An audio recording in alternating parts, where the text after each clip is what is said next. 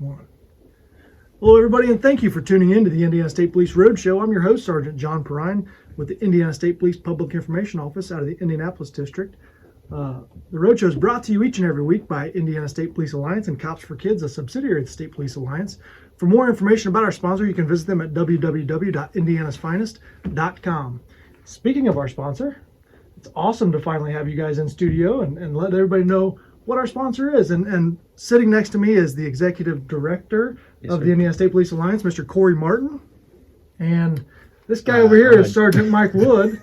I know what his law enforcement title is, and he's the Assistant Academy Commander. I serve as Area 6 Director and Secretary. Area 6 Director and Secretary of the Indiana State Police Alliance. So, Corey, if somebody came to you and said, what is the Indiana State Police Alliance? Well, what's your answer? Our pitch is it's three buckets.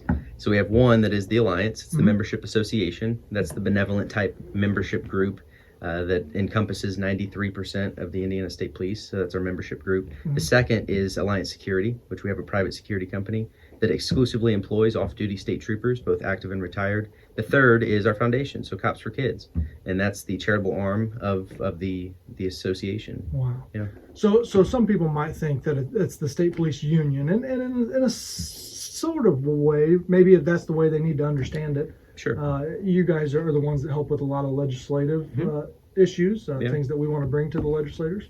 You were an integral part in the pay raise that we got a couple of years ago. But just do a lot of good things for troopers and their families and communities as well. Yeah.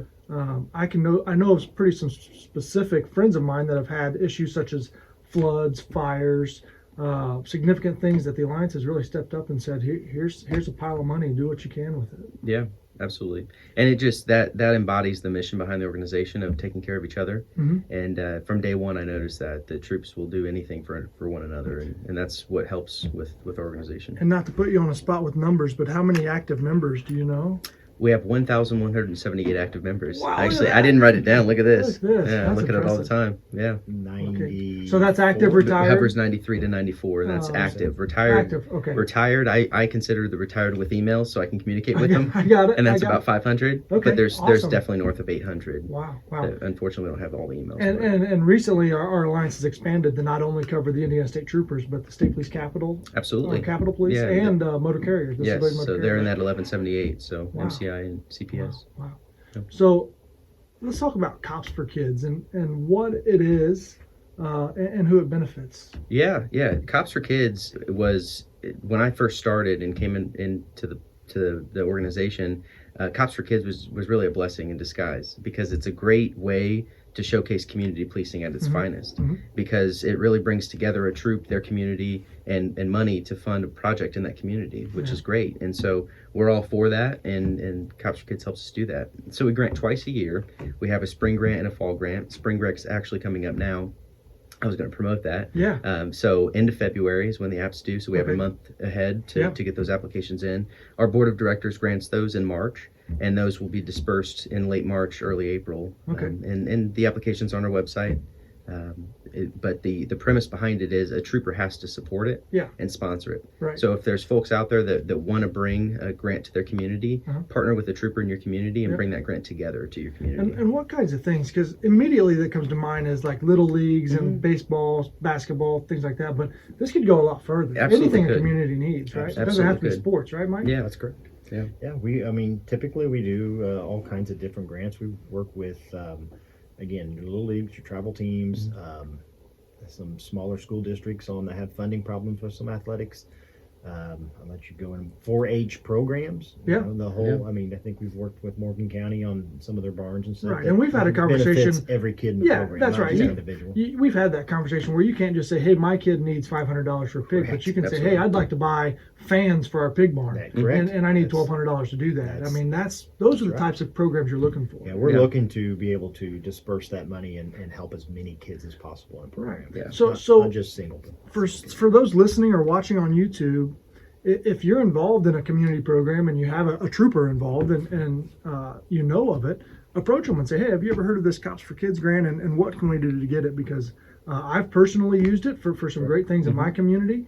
And I can just tell you what an uplift it is for the kids, the community that I mean, it may not be much money. It may be $200 to $500, but it might buy shirts or trophies or something like We that. revamped the Little League Yeah. field, correct? Absolutely, yeah. Yeah, Put up a new yeah. fence and Yeah. rehelped our t-ball field in my hometown. So, Right. I mean, everybody was so complimentary of that. Every community has all these programs, and they all need some type of funding. Yeah. Absolutely. And that's what we're here for. We're trying to connect that community policing aspect Yep. with us troopers in the field and try to go out and find those people that need the help. And for the troopers that are looking for these grants, I can attest that it's not hard. You go on the website, you easy. fill out the application, maybe 10 minutes, maybe if you're slow typer, Yeah. and you hit submit, and then the next thing you know, you'll get a call, right? I'm sure I they mean, spend more time doing their time and labor and force than they would doing this. There you Right. go. And it's a great conversation starter, like you said, in your community. If folks that are watching this are out there, approach a troop and just ask them about the Cops for Kids program, because it's a great conversation starter and it could really benefit the community. Now, on the flip side of that, not only do you guys give, but it's also a charity that receives. Oftentimes, we'll get people that say, "Hey, we want to donate something to the state police. How do we do that?" And, Right. and we'll steer them toward Cops for Kids or something like that. So, correct. if somebody wanted to make a donation to this program, how do they do that? Through the website, so that donate page, when you go to that website, the very top is going to be the donate section. You scroll down and there's 10 different items that are essentially the programs we have within the foundation, one of which is Cops for Kids. We have our Special Request Fund, Patrick Flag Fund. We have a lot of different things. We also support the Wins and Read Scholarship and the Dudley Scholarship. Yeah. So we administer those. I mean, there's a lot of things involved with the Alliance, just from within the family of the state police that we help administer. Well, and all of them are not-for-profit organizations. So if you make that Yeah. donation, it is a charitable contribution. Absolutely is. So if you're looking, if you want to just help out, I mean, it could be $5, it could be $500, it could be 5,000. Any little bit's going to help provide that keep this going. Yeah, absolutely. And apparently it's in good shape. You guys promote it. You want to use it. Maybe it's underutilized. I'm not sure. Certain times it is. Certain times it absolutely is Certain grading underutilized. periods, we have a little less applications than Yeah. others. It just depends. And so what's the most common? Is it sports related stuff?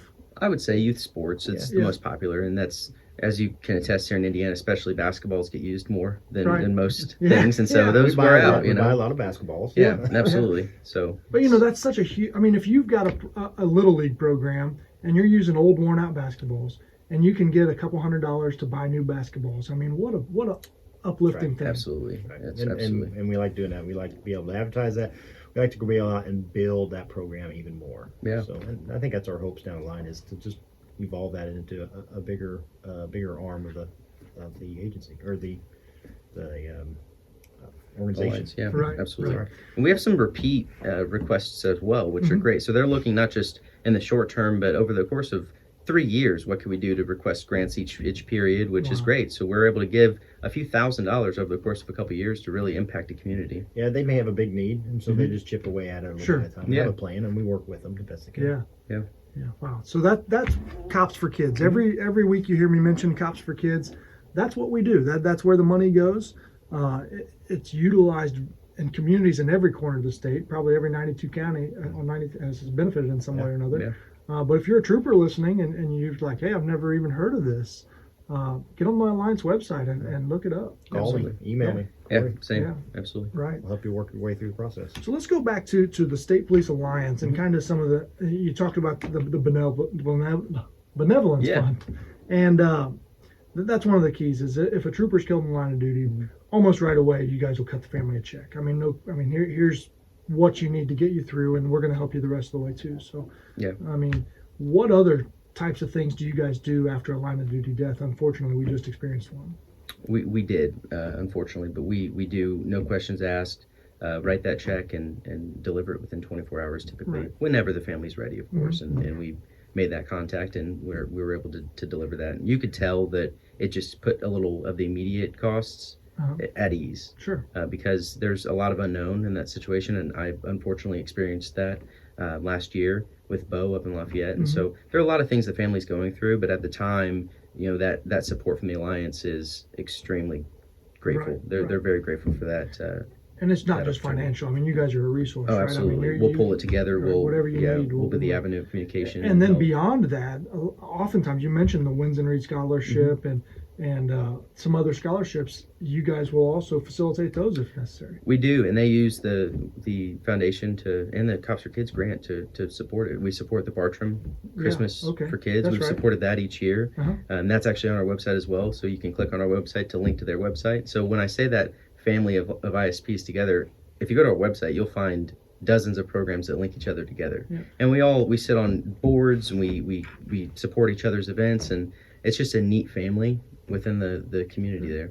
Now, there's one important thing I want to talk about, and I'll let you answer this, Mike. Is years ago, phone solicitation was utilized, but no longer, right? So if you get a call saying donate money to the Indiana State Police, it's probably not legit. Am I right? Yes, we haven't done that for I don't know how many years, and typically we are not overly zealous in soliciting. So is there any but solicitation if somebody that you comes guys- to us, Right. we'll say, yeah, here's how the avenues, just through our website, mostly. Website and All that social for you. media. Yeah, and the reason being a what I would consider in the fundraising industry a professional fundraiser of sort Uh-huh. is that I always link a donation with a purpose. Right. And phone solicitations often are just a catch-all, donate money to donate money. Right. And if somebody calls me and asks, what can we support? I've got the background information to say we've got this program, this program, this program, Yeah. and what they're wanting to donate to, they'll know exactly what it's Mhm. for. Mhm. And that's the big thing is we're not just going to take money to take money. We're going to take money to put it towards a specific purpose. Yeah, I think that's really important because so many times people think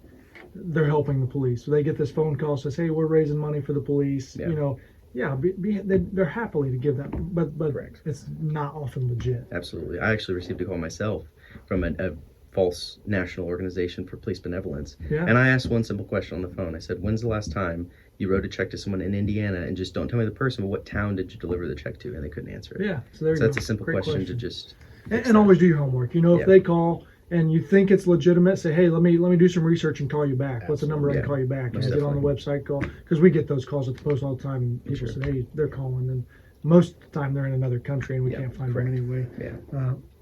So we've talked Cops for Kids, we've Mhm. talked Alliance, we've talked support. Anything else you want to mention? We got about 3 minutes left. Yeah, we have our golf outing coming up, Oh, which is wow. great. We could promote that a little bit for Yes. May. Yeah, so it's Election Day, May 5th, 2020. Yep. 2020. Yeah, isn't that? And it's crazy that it's already 2020. Yeah. But it's going to be here in Central Indiana, Okay. Indianapolis, and we're looking forward to it. So it's an outing that draws over 100 troops and retirees and vendors and everybody together, and we're excited about So if it. somebody's listening, this isn't necessarily a public outing. This is something Alliance puts on for its members. Yeah. But we are looking for sponsors. Absolutely. We're looking for, equipment donations or, whatever. Yeah, We're going to be in Central Prizes, Indiana. maybe Yeah, raffle items. Yeah. vendor tables Right. here and there to show what you're selling. So if you're interested in getting involved with that great golf outing, you can contact the Indiana State Police Alliance. The easiest is probably on the website. Absolutely. www.indianasfinest.com. Yep. And I'm really looking forward to that. And Yep. going to be here before we know it. And Yeah, that brings Can't wait for warm the weather weather. and It sunshine. does. It absolutely weather. does. And, yeah. I'm ready for this to be over. And it's been a good mild winter too. Yeah. Yep. So anyway, Mike, at the academy level, what kind of participation are you getting from the Alliance? There's usually some application funds that I'll put in for the recruits. We usually do the Beyond the Badge 5K run to support Jason Baker here, local Marion County Sheriff deputy that died in line of duty. His father comes out, and we sign up, and we get all the recruits to go do that run in a formation 5K run to raise funds. And Alliance sponsors us. They've also sponsored a meal at graduation and things like that. And we've had a great, although recruits are not members because they're civilian employees, but as soon as they graduate, they can become members. And we've had a successful rate, have. 100% rate in the last 5 years at the academy. So, So there's so many benefits, and it really doesn't cost that much money. And I'm not going to get into what it costs, but it's important to know that you have somebody in your corner, Yeah. no matter what it is, whether it's you need help within the department or you need help outside the department. Right. No matter what a trooper needs, you guys can do we've something. got the resources Absolutely. to Right. answer I just mean, about any question a troop may have. Yeah. Absolutely. And so we want people to utilize that. If you're a trooper listening to this and you need anything, give Corey a call. He can point you in the right direction for sure. Most definitely. So you've been tuned into the Indiana State Police Roadshow. My guests today have been Sergeant Mike Wood, the Assistant Commander of the Indiana State Police Academy, and the Executive Director of the Indiana State Police Alliance, Corey Martin, here in the middle. And You hear me mention them every week, the Alliance and Cops for Kids, and we wanted you to know exactly what they do. And that is a lot of great things for your community. I want to thank Network Indiana and Miss Communications, Miss Terry Stacy, Kyle Knezvich, and Matt Hiblin for all their help getting us on the air every single week. Thank you.